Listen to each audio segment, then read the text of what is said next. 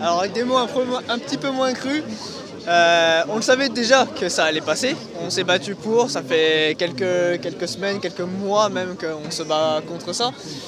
Le seul truc c'est que on attendait juste de savoir en fait si on allait se faire enfiler avec de la vaseline ou avec du barbelé. Donc là apparemment c'est le barbelé qui a primé, donc continuer et puis on lâchera rien quoi, c'est tout. C'est nous qui avons le pouvoir de toute façon, c'est pas ceux d'en haut qui ont le pouvoir, c'est nous. Alors, moi je pense que dans un cadre démocratique, le mouvement social dans la rue, il est complémentaire de l'action politique. Voilà. Donc c'est-à-dire ce que font les citoyens dans la rue, le peuple, comme on peut l'appeler, c'est complémentaire de ce que font nos élus.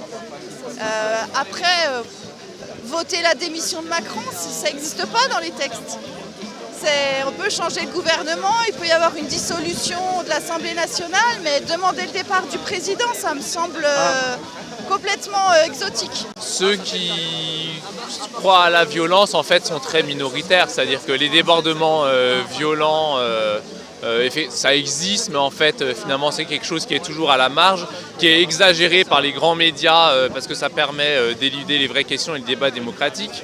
Je pense que dans le fond, tout le monde croit aux institutions elles-mêmes. Le problème aujourd'hui, c'est qu'on a un président qui ne respecte pas la vie majoritaire de son peuple.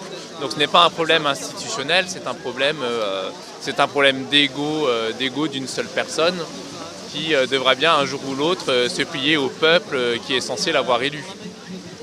Oui. Sur les institutions, pour moi, il ne faut pas croire ou ne pas croire aux institutions. Elles sont là. C'est la façon dont on les actionne, dont on les fait fonctionner. Et en fait, la façon dont le président de la République a détourné quelque part l'esprit du 49.3. En fait, c'est dans l'usage. Vous savez, dans un tribunal, il y a la loi, il y a la jurisprudence.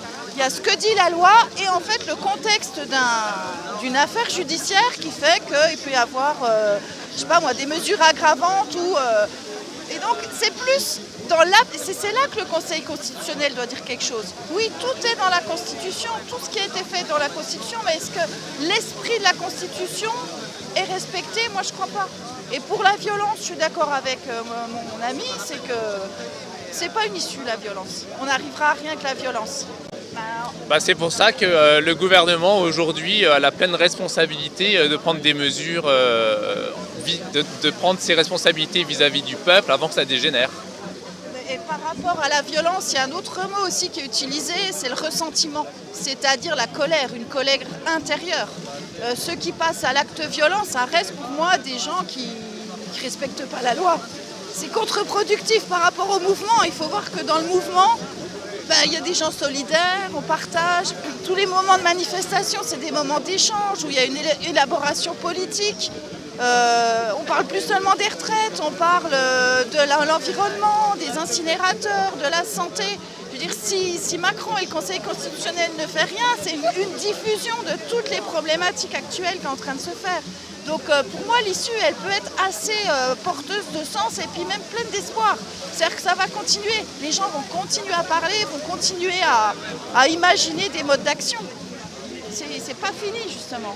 L'espoir, toujours l'espoir. Moi, je suis pas en colère, je suis vigilante. Où il y a un autre mot qui est indigné. Et on défend la liberté, nos droits. On fait vivre nos droits. C'est du côté de la vie, c'est pas du côté de la colère.